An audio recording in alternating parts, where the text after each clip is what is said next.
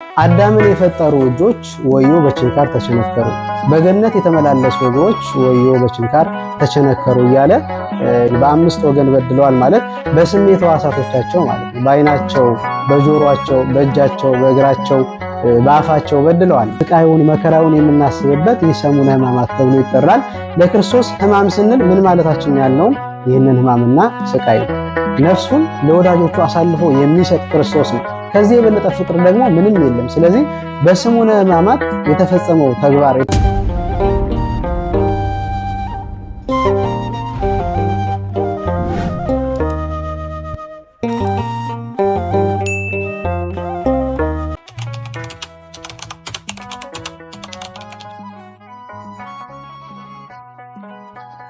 ለክርስቶስ ሕማም ስንል ምን ማለታችን ነው የሚለውን ከማየታችን በፊት ሕማማት ማለት በራሱ ትርጉሙ ምን እንደሆነ ማየት ያስፈልጋል። መነሻ ግሱ ሐም ሲሆን ሕማማት ማለት ህመሞች ማለት ነው።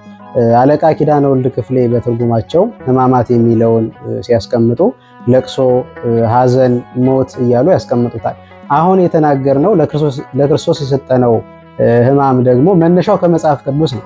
በዚህ በትንቢተ ኢሳይያስ ምዕራፍ 53 ከቁጥር 4 ላይ ወቱ ነሳ ደዌነ ወጾረ ሕማመነ ወበንቲአነ ሐመ ይላል። ደዌያችንን ተቀበለ ሕማማችንንም ተሸከመ ይላል ኢሳይያስ። በእውነት ኢሳይያስ ክርስቶስ ሲወለድ አልነበረም፣ ሲሰቀል አልነበረም። ከ700 ዓመት በፊት የነበረ ነቢይ ነው ኢሳይያስ።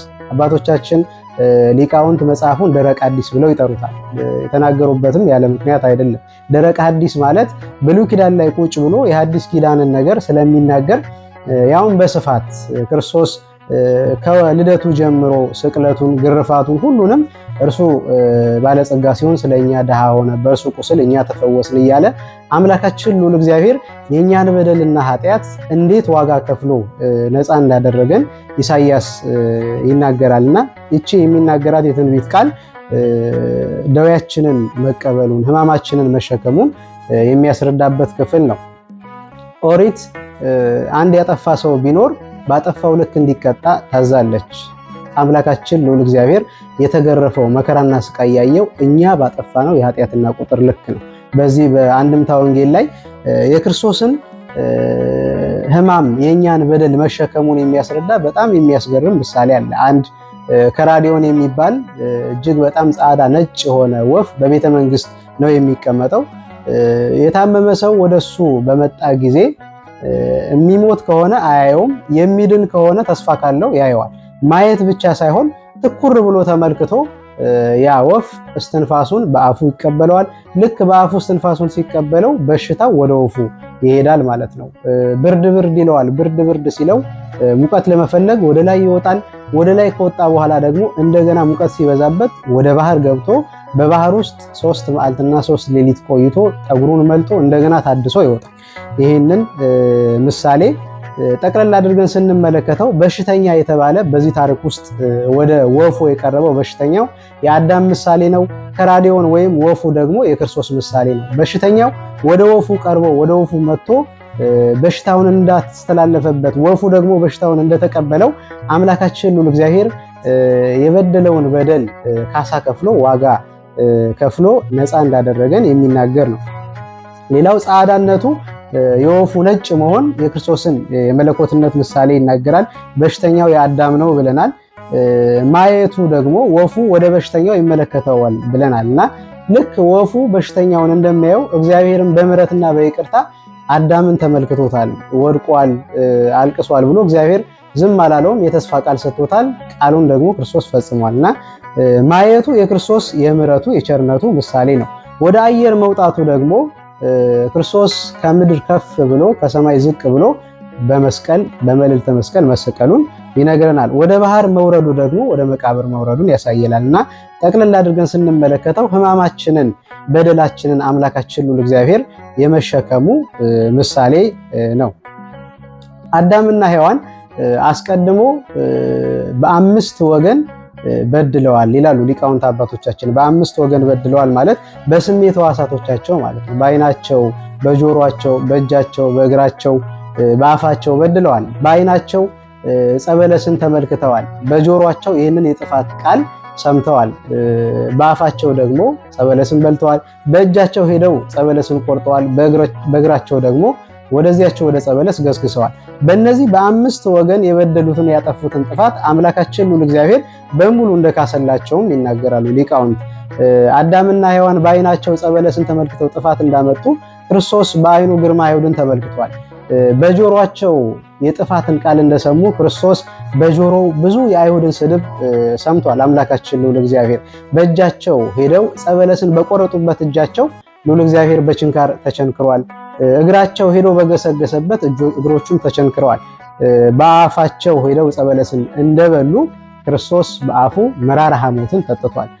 ለዚህ ነው ሊቁ ሲናገር አዳምን የፈጠሩ እጆች ወዮ በችንካር ተቸነከሩ፣ በገነት የተመላለሱ እግሮች ወዮ በችንካር ተቸነከሩ እያለ ሊቁ ይናገራል። አምላካችን ልዑል እግዚአብሔር ሕማም ብለን ለሱ ወይም ሰሙነ ሕማማት ነው ብለን ስንናገር ክርስቶስ ምን ያህል ጥልቅ የሆነ መከራና ስቃይ ያየበትን የምናስብበት ዕለት ነው። በ18 ሰዓት ውስጥ 13ቱን ሕማማተ መስቀል ክርስቶስ የተቀበለበት፣ እነዚህ 13ቱ ሕማማተ መስቀል የምንላቸው በጣም እጅግ በጣም ክርስቶስን ያሰቃዩበት ምዕራፎችም የሚጠቀሱበት ነው። የመጀመሪያው ወደ ኋላ ያሰሩበት፣ በጥፌ የመቱበት፣ ራሱን በዘንግ የመቱት፣ ሐሞት ያጠጡት፣ ጀርባውን የገረፉበት፣ መስቀል ያሸከሙበት እና ደግሞ በአምስቱ ቅንዋት ክርስቶስን የቸነከሩበት ሳዶር በሚባለው ምስማር አምላካችን ልዑል እግዚአብሔር በተሰቀለበት መስቀል ቋሚውንና አግዳሚውን ያገናኙበት ነው። አላዶር ተብሎ የሚጠራው ችንካር ቀኝ እጁን የወጉበት ነው። ዳናት የሚባለውን ችንካር ደግሞ ግራ እጁን ወግተውታል። አዴራ ደግሞ ሁለቱን እግሮች ቸንክረውታል። ሮዳስ በተባለው የመጨረሻው ደግሞ ከላይ ከራሱ ላይ ኢናና ብለው ጽፈው ነበር። ኢየሱስ ናዝራዊ ንጉሥ አይሁድ ብለው በጻፉበት ቦታ ላይ ያገናኙበት ምስማር ነው። እነዚህ በአምስቱ ቅንዋት አምላካችን ልዑል እግዚአብሔር የተሰቀለበትን እናያለን፣ የተቸነከረበትን። ሌላው በጣም የሚያስገርመው የአይሁድ ልማድ ምንድነው ከተባለ የሚገረፍ አይሰቀልም፣ የሚሰቀል ደግሞ አይገረፍም ነበር። አምላካችን ልዑል እግዚአብሔርን እነዚህን ሁለት ነገሮች ነው የፈጸሙበት። ገርፈውታልም ሰቅለውታል። እንዲገረፍ ጠይቀዋል። ከዚያ በኋላ ደግሞ በዚህ ሳያርፉ እንዲሰቀልም ወስነዋል። ጲላጦስ በዝምታው የተገረመበት የክርስቶስ ትሕትና እጅግ በጣም የታየበት ቢኖር ይህ የግርፋቱ የስቅለቱ የመከራው ጊዜ ነበር። ብዙዎች ከኋላ ሆነው ክርስቶስን እንዲገረፍ ይጠይቁ ነበር፣ እንዲሰቀል ይጠይቁ ነበር። ጲላጦስ ወደሱ ቀርቦ በዚህ በዮሐንስ ወንጌል እንደምናገኘው ወደሱ ቀረበና ብዙዎች ያሳጡሃል፣ አንዳች ነገር አትልምን አለ። ምን ማለት ነው? ስላንተ እየተናገሩ ነው። ያደረከውን ያላደረከውንም ቢሆን እስኪ የሆነ ነገር በል ነው ጥያቄውና አምላካችን ልዑል እግዚአብሔር ምንም የመለሰለት መልስ የለም። በዝምታው ጲላጦስ ተገረመ። ብዙዎች ይሰቀል እያሉ ሲጮሁ ክርስቶስ የተናገረው ነገር የለም። ዝም ብሎ በዝምታ አሳለፈ አምላካችን ልዑል እግዚአብሔር። ግርፋቱም እንደ አይሁድ አይደለም። የሮማውያን ግርፋት እጅግ በጣም የተለየ ነው። ምክንያቱም እኛ ጧ ብሎ የሚጮኸውን የጅራፍ ድምፅ ሰምተን ምናልባት በዛ ልናስበው እንችላለን። እሱ ግን አይደለም። የሮማውያን ጅራፍ በቆዳ የተሰራ ነው። በቆዳ ከተሰራ በኋላ ዙሪያውን ኳስ መሰል ቅርጾች የተሾሉ በጣም ስለት ያላቸው ነገሮች ይሰኩበታል። ከዛ ላይ በተጨማሪ ደግሞ የቆዩ የአጥንት ስብርባሪ ይደረጉበታል። በእነዚህ ነገሮች ነው እንግዲህ ክርስቶስን የገረፉት። አንድ በሚገረፍ ሰው ጀርባ ላይ ሲያርፍ ቆዳን መንጭቆ የማንሳት ኃይል አለው። ብዙዎች ሰዎች በሮማውያን ግርፋት ውስጥ ኃይል አጥተው አቅም አጥተው በዚህ ግርፋት የሞቱ ብዙ ሰዎች ናቸው። ክርስቶስ አምላካችን ሲገርፉት የፈለጉበት መጠን ያህል ይገርፉና ተሳሳትን እያሉ ወደ ኋላ እየመለሱ ይገርፉት ነበር። በዚህ ምክንያት 6666 ግርፋትን አምላካችን ልዑል እግዚአብሔርን ገረፉት። በጣም በግርፋቱ መድከሙን ብዙ እንዳሰቃዩት የምንረዳው በምንድን ነው? መስቀል ተሸክሞ በሄደባቸው ምዕራፍ ውስጥ ልዑል እግዚአብሔር እየወደቀ እየተነሳ ሲወድቅ እንዲሁ ዝም አይሉም። ጉንጩን በጡጫ ፊቱን ደግሞ በጥፊ ምራቃቸውን ፊቱ ላይ እየተፉ ክርስቶስን እያሰቃዩ ከፊት ያለው ፍጠን እያለ ይገፋው ነበር፣ ከኋላ ያለው ደግሞ ቀስ በል እያለ ይጎትተው ነበር። ክርስቶስ በዚያ ውስጥ በትህትና ነው ሲከተላቸው የነበረው አምላካችን ልዑል እግዚአብሔርና ይህንን ያሳየናል። የክርስቶስ ሕማሙን ስቃዩን ማንም ሰው ይሄ ነው ብሎ ሊናገር አይችልም። ለዚህ ነው በቅዳሴያችን የክርስቶስን ሕማም የሚናገር ምን አንደበት ነው? ምን አፍ ነው? ምንስ ዓይን ነው ማየት የሚችለው? ምን አንደበት ነው መናገር የሚችለው? ምን አፍ ነው ማውራት የሚችለው? ይላል ቅዳሴያችን። የፍቅር ጌታ ሕማማቱ በተገለጠ ጊዜ ልብ ይለያል፣ ሕሊና ይመታል፣ ነፍስ ትንቀጠቀጣለች፣ ስጋ ይደክማል ይላል። ብዙዎች ቅዱሳን አባቶቻችን በተለይ አሁን ይሄ ሰሙነ ሕማማት ስናነሳ ስንነጋገር ሰሙነ ሕማማትን ማሰብ ያለብን ቤተክርስቲያናችን በዚህ ቀን ነው ብላ አታስተምርም። ምክንያቱም በሁሉም ቀናት የክርስቶስን ስቃይ፣ ስቅለቱን፣ መከራውን ታስባለች። ቅዱሳንም የሚያስተምሩን ይሄንን ነው። ለምሳሌ ዮሐንስ ወንጌላዊ ስንመለከተው ከመቤታችን ጋር ሆኖ ስነ ስቅለቱን ያየ በስቅለቱ ቀን የተቀመጠ ዮሐንስ ነው። ከዚያ በኋላ ሕይወቱን ስንመለከተው ሙሉ በለቅሶና በሐዘን ነው ያሳለፈው። ለዚህም ከተሰጡት ስሞች መካከል ቁጽረ ገጽ ተብሎ ይጠራል። ፊቱ የጠቆረ ፊቱ በሐዘን የከፋ ማለት ነው። የክርስቶስን ሕማም ስቃይ ካየ በኋላ መላ ዘመኑን ሲያለቅስ ኖሯል ቅዱስ ዮሐንስ። በዚህ በመዝሙር 22 ቁጥር 14 ላይ ምን ያህል ስቃይና እንግልቱን ቅዱስ ዳዊት የገለጸበትን መንገድ እንረዳለን። እንደ ውሃ ፈሰሱ አጥንቶቼም ሁሉ ተለያዩ፣ ልቤ እንደ ሰም ሆነ፣ በአንጀቴም መካከል ቀለጠ፣ አጥንቶቼም ሁሉ ተቆጠሩ፣ እነርሱም አዩኝ ተመለከቱኝ፣ አጥንቶቼም ተነዋወጡ ይላልና ስቃዩን መከራውን የምናስብበት ይህ ሰሙነ ሕማማት ተብሎ ይጠራል። ለክርስቶስ ሕማም ስንል ምን ማለታችን ያልነው ይህንን ሕማምና ስቃይ ነው።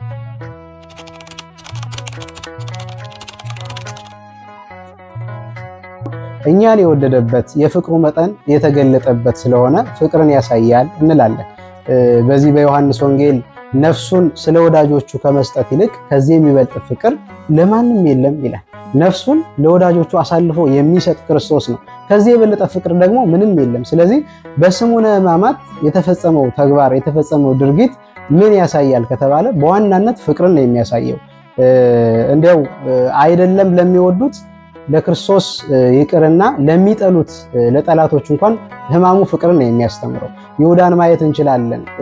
ይሁዳ በልብ ውስጥ ክፋት እያለ በልብ ውስጥ ተንኮል እያለ አምላካችን ልዑል እግዚአብሔር እንዴት ያቀርበው እንደነበር እንዴት በፍቅር ሲያቀርበው እንደነበር ሲያስተምረው ትሕትናን ፍቅርን ሊያስተምረው እንደሞከረ ብዙ የምናያቸው ነገሮች አሉ። ከዚያ መካከል ነው ጥቂቱን ብንጠቅስ የይሁዳ ባህሪ ገንዘብ ወዳድ ነው። ገንዘብ ይወዳል፣ ይሰርቃል።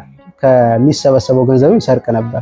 ልዑል እግዚአብሔር ይህንን ነገር እያወቀ አንደኛ ከሐዋርያት ማህበር አለየውም፣ ሁለተኛ ደግሞ ከክብሩ ዝቅ አላደረገውም። ከሐዋርያት ማህበር አለየውም ማለት ይሁዳ የሚመደበው ከ12ቱ ሐዋርያት ነው። ከ12ቱ ሐዋርያት ይመደባል ማለት ምንድነው? ደቀ መዛሙርት ነው። ከሌሎቹ ጋር አብሮ የሚማር ነው ይሁዳ።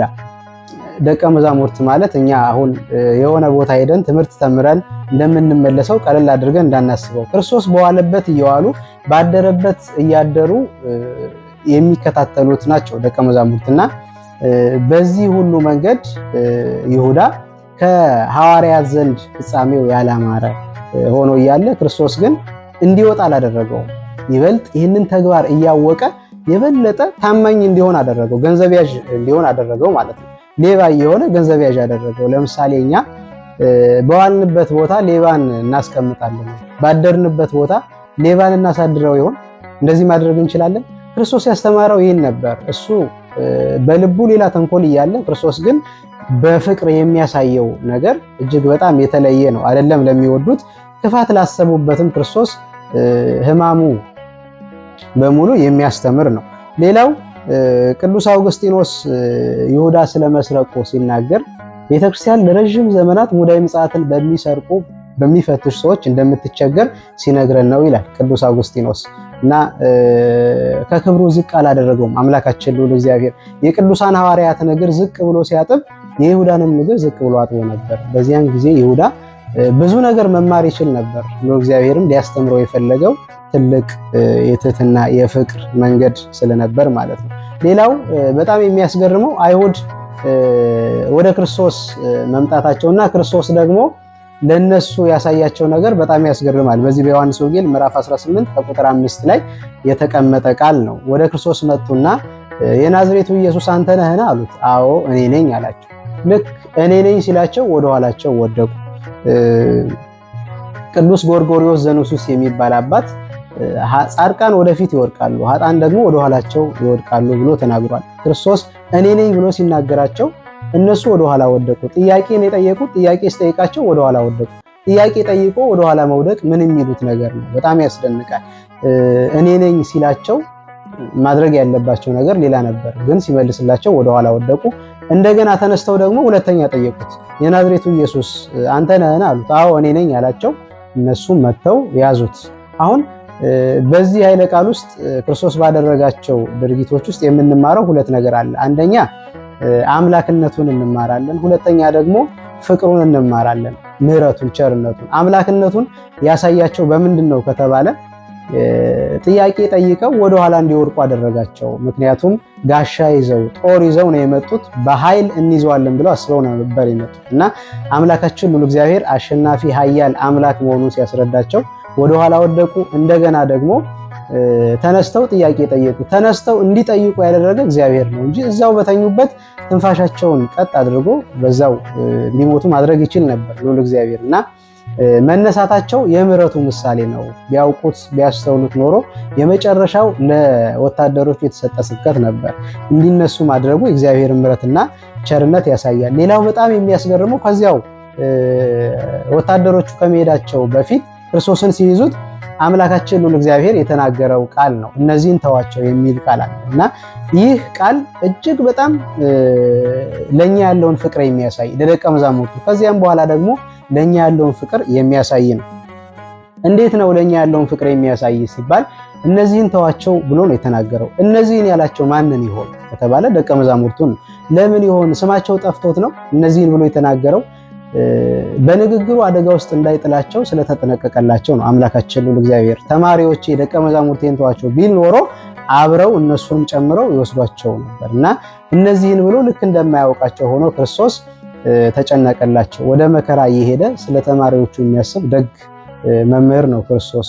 ወደ መታረድ እየሄደ ወደ ስቃይ እየሄደ ለተማሪዎቹ የሚያስብ ቅዱስ ዳዊት ይላል ይናገራል። እግዚአብሔር እረኛዬ ነው የሚያሳጣኝ የለም፣ በለመለመ መስክም ያሰማራኛል ይላል። ልዑል እግዚአብሔር እረኛ ነው፣ ጠባቂ ነው። ከማንም በላይ ምድራዊ እረኛ ቢጠብቅ ቢንከባከብ ይተኛል፣ ይዘነጋል። እግዚአብሔር ግን አይተኛም። እግዚአብሔር ከተማን ካልጠበቀ ጠባቂ በከንቱ ይደክማል እንደተባለ አምላካችን ልዑል እግዚአብሔር ሳይተኛ የሚጠብቅ እረኛ ነው እና ቅዱስ ስምዖን አምዳዊ የተባለ አባት ሲናገር እንዲህ ይላል፣ አንተም መልሰህ እነዚህን ተዋቸው እኔን ያዙኝ ብለህ ስለ ደቀ መዛሙርትህና ስለሚያምኑብህ ሕዝብ ሁሉ ነፍስህን ለሞት አሳልፈ ሰጠ ይላል እና በዚህ ቃል አምላካችን ልዑል እግዚአብሔር ፍቅርን የገለጠበት ስለ ተማሪዎቹ አስቦ እሱ መከራ ሊቀበል የሄደበትን ነገር እናያለን።